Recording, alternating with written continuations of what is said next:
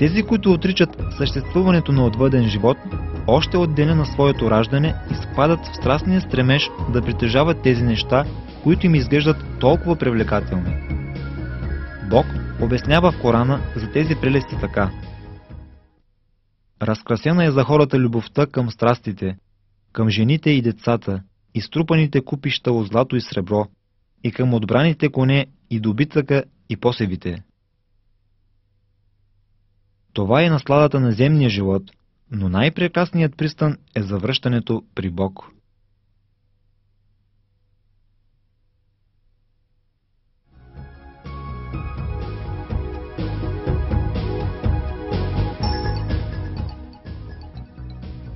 Страстите на хората към този живот могат да приемат различна форма, но постигането на тези желания само по себе си не им носи никаква изгода, защото земният живот е много кратък и временен.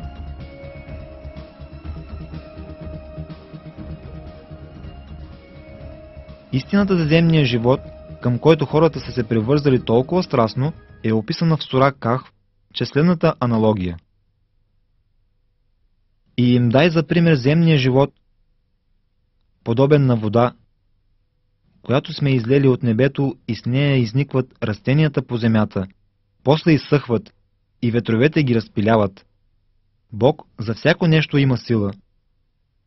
Имотите и децата са украсата на земния живот, но непреходните праведни дела са най-доброто за въздаяние при Твоя Господ и са най-доброто за надежда.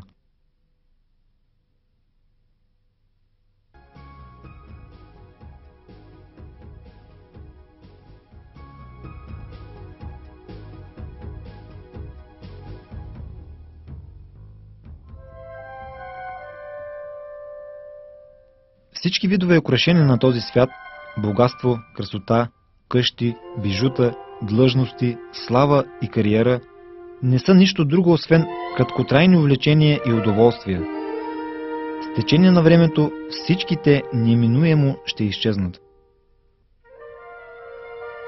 Но голяма част от хората не могат да осъзнаят временният им характер и пропиляват цялото си време по тях. Някои хора постоянно се опитват да се здобият с вещи, други да получат уважение, а трети пък да постигнат успех в професията си. По-голямата част от хората са толкова страстно привързани към тези неща, че напълно забравят за вечния живот в отвъдното, с който ще се срещнат след смъртта си. Те гледат на смъртта като на небитие и затова никога не си и помислят да се подготвят за този живот.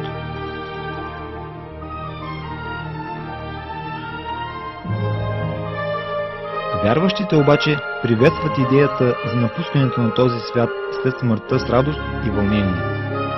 Те се надяват да получат възнаграждение от Господа за извършените в този свят добри дела в вечния живот в отвъдното. Те живеят с радостта и вълнението от това да се надяват да достигнат до вечния прекрасен и изпълнен с удоволствие рай. Бог ги благовестява с едно голямо възнаграждение. Това е разкрито в Корана последният начин. Аллах изкупи от вярващите душите и имотите им, за да е техен раят, Негово истинно обещание, дадено в Тората, Евангелието и Корана. А кой е поверен в своето обещание от Аллах? Радвайте се на размяната, която направихте с Него. Това е великото спасение.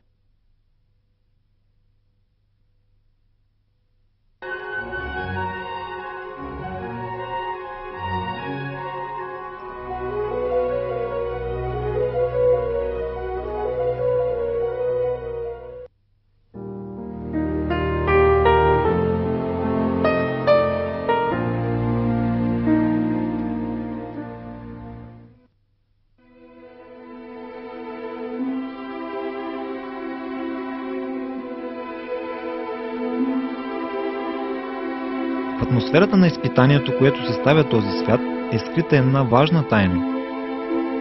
Вярващите, които я съзнават, се отнасят към трудностите, с които се сблъскват, с голям ентусиазъм, радост и търпение. В ядрото на тази тайна лежи истината за съдбата. Всеки вярващ знае, че Бог е сътворил всичко върху една съдба и каквото и да му се случи, то става единствено по Божията воля. Ето как в Корана ни е съобщено за този факт. У него са ключовете на неведомото. Не ги знае никой друг, освен него. Той знае какво е на сушата и в морето. Не пада и лист дори без той да знае. И няма зрънце в тъмнините на земята и нито мокро, нито сухо, без да е записано в ясна книга.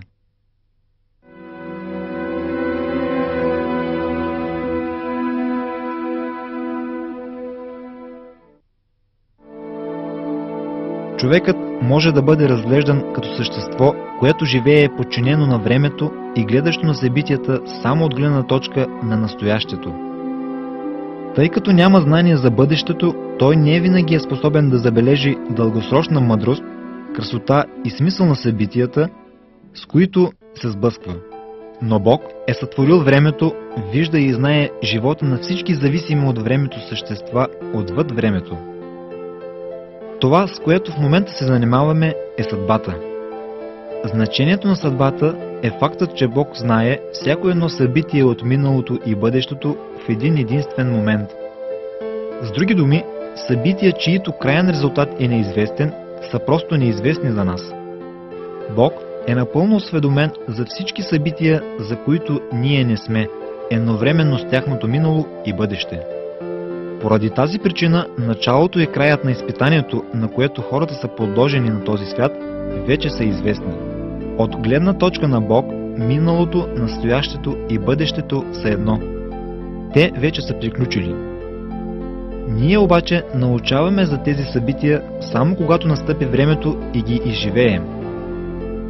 Това знание за съдбата е наистина велико знание и е нещо, което онези, които отричат Бог, не осъзнават. Това е знание, посредством което вярващите проявяват голямо търпение в лицето на трудностите и изпитанията на този свят. Знаейки, че всичко, което им се случва, им е писано, те живеят в спокойствие и сигурност. Както е разкрито в Корана.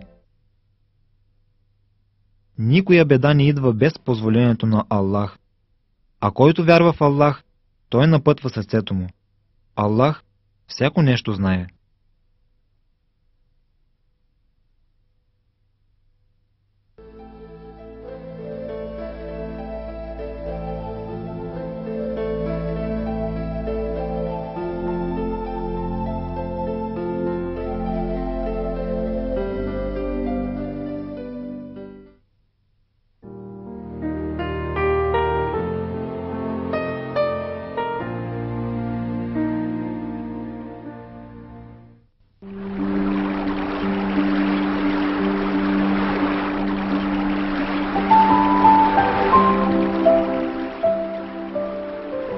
Няма значение колко големи са трудностите и проблемите, с които човек се сблъсква. В действителност всички те са временни. Така, например, човек може да бъде обвинен в престъпление, за което е невинен и да бъде третиран несправедливо. Но непременно ще дойде време, когато истината ще излезе наяве.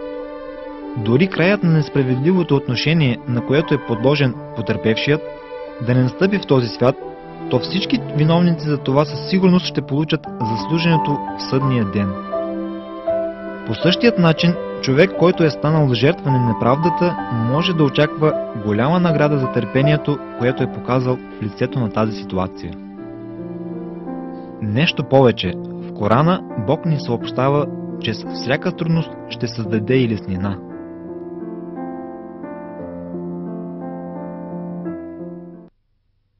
С трудността има и леснина.